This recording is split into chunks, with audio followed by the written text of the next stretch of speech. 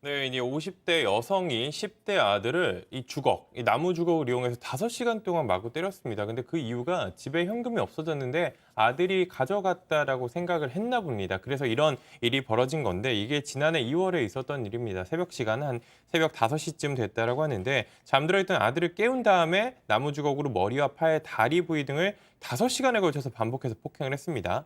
그런데 이 훔친 돈, 이 돈이 없어졌으니 너가 가져간 거 아니냐? 훔친 돈 내놓고 이실직고하라 하면서 이제 범행을 저지른 것으로 파악이 됐습니다. 자, 이게 재판에 넘어간 거 보면은 누군가 신고를 했다는 건데 알고 봤더니 이 폭행을 당한 아들이 직접 엄마를 신고했다고 하는데 하하, 이 14살짜리 아이도 이거는 좀 도를 넘었다라고 생각했던 건가 보죠. 사실 과거에는 부모님들이 좀 굉장히 거친 언사를 많이 했죠. 예, 예. 아이에게 훈육을 하면서. 근데 지금 보는 이 사건에서는 부모님, 특히 어머니께서 좀 하지 아니하여야 할 언어들을 많이 사용했는 것 같아요. 아이가 정말 다급하고 힘들어가지고 엄마, 내가 정말 돈 훔치지 않았어. 내 손가락이라도 좀 죄송합니다. 그냥 표현이라서 그대로 쓰겠는데 손가락이라도 자르면 내 말을 믿어줄 거냐라고 그렇게 이야기를 하니까 어머니께서 그 다음 했는 말이 제가 참 이게 공중파라서 이야기를 이게 뭐 공공방송이라서 이야기를 하는 게 맞나 모르겠지만 나와 있으니까 말씀드리면 네가 손가락을 자를 거면 내 엄마가 내가 직접 잘라야지 네 스스로 자르지 마라 뭐 이런 뉘앙스를 이야기를 했다고 하니까요. 14살 아이의 마음에는 굉장히 큰 충격으로 와닿았을 것이라고 생각합니다. 자, 그런데 이 엄마는 재판 과정에서 나 억울하다. 예. 그랬다면서요. 부인했습니다. 어. 예, 부인을 했고요. 5시간 내내 피해 아동을 때린 것은 아니다. 부모로서 저 돈을 훔친 아들을 훈육하는 과정이다. 이렇게 말을 했고요. 피해 아동이 형 등 다른 가족들의 꿰매 넘어가서 신고했고 이 경찰의 편파 수사로 법정까지 온 것은 아니다라면서 좀 억울해했습니다. 백 변호사님 혹시 어렸을 때 네. 부모님 뭐 지갑이나 이런 데서 동전 같은 거 이렇게 한 적 있죠? 그건 다 해보지 않으셨어요? 다 했다니요. 아니, 뭐 사실 아니 왠지 조금씩은 백 변호사님만 하셨을 것 같아서 제가 꼭 집어서 뭐 여쭤봤는데. 많이는 아닌데 종종 그러다 걸리고 혼나고 그랬죠. 근데 혼났죠. 당연히 혼을 네. 내셨겠죠. 그런데 막 5시간 동안 뭐 아유, 그건 당연히 그렇지 않죠. 그러니까 사실 뭐 저희가 이 실제로 이게 일이 있었는지 없었는지 이 아이가 억울해하니까 아예 없었을 수도 있는 거고요.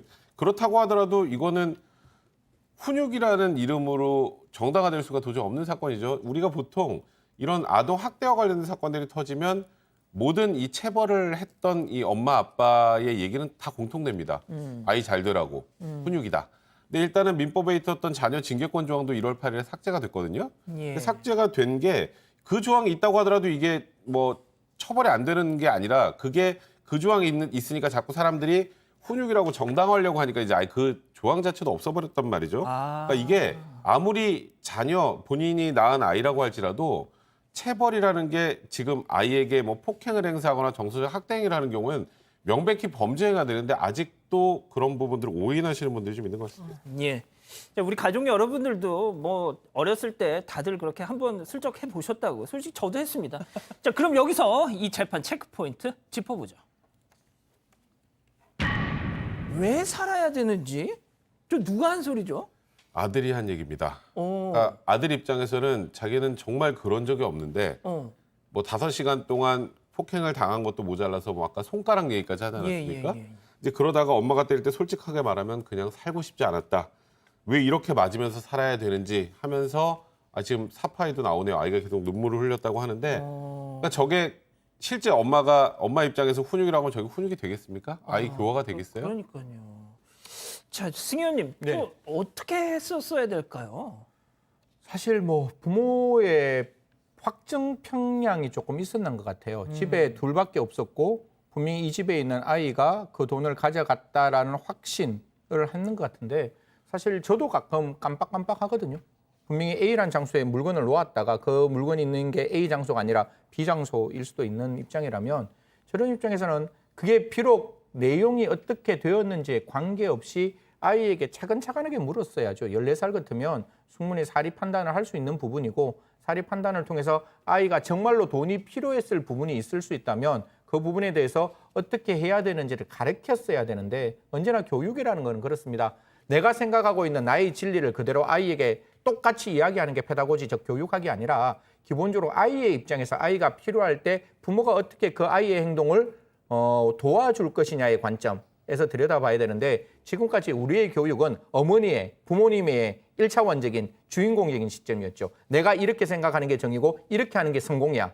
저희 때는 흔히 말해서 판검사 되는 게 가장 큰 성공이었잖아요. 근데 지금은 세상이 완전히 달라졌거든요. 어떻게 보면 유튜버로 성공하는 게 훨씬 더 대한민국에서 성공할 수 있는 가능성이 열려져 있는 부분이니까요. 내가 생각하고 있는 나의 올바른 교육관이 아니라 아이 입장에서 어떻게 해야 되는 게 맞는지를 좀 살피는 교육이 필요하다는 말씀드리겠습니다. 자, 그래서 판결이 어떻게 나왔습니까? 일단 이 재판부는 벌금 300만 원의 집행유예 2년을 선고했습니다. 벌금형 집행유예 사건이었는데요. 재판부가 판단할 때는 이 피고인이 억울해하고 있으기만 할 뿐 어린 피해 아동이 어머니로부터 이와 같은 처우를 받고 겪었을 고통이나 슬픔 뭐 이런 거를 이해하지 못한 것으로 보인다라고 했습니다. 다만 혼자서 그동안 피해 아동을 혼자서 양육을 책임을 져서 방기하지 않고 나름 자신의 방식대로 정성을 쏟아온 점 그리고 우울증으로 치료를 받은 적이 있고 건강도 좋지 않은 점을 참작했다라고 밝혔습니다. 이 징역형 집행유예는 뭐 익히 들어봤지만 벌금형 집행유예는 조금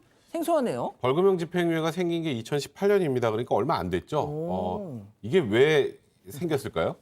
모르겠어요. 일단은 징역형의 집행유예를 선고하면 백 변호사님 저 맨날 자꾸 나한테 질문하죠. 물어봐. 짜증나 진짜. 아니 그러니까 이해하기 이해하기 편하다라는 거죠. 대답 못하면 나 무슨 망신이야. 나. 그러니까 지금 그거 하려고 자꾸 하는 거예요. 근데 진짜, 너무 징역형의 치사해, 집행유예, 진짜. 징역 1년에 집행유예 2년을 선고하면 2년이 지나면 형 안 살아도 되잖아요. 그죠? 예. 근데 벌금 300만 원 선고했는데 이건 집행유예를 못 붙이면 어떤 문제가 생기냐면 제가 돈이 없어요.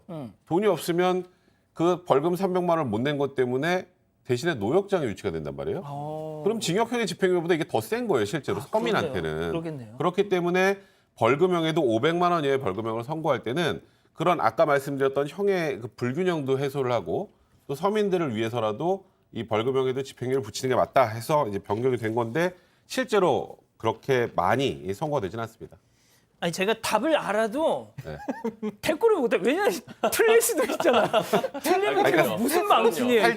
살짝 해주면 하려고 그랬던 거예요, 그게. 아니 나 진짜 너무 근데 또 모르겠다는 대답을 듣고 싶어가지고 또 물어보시니까. 그래요?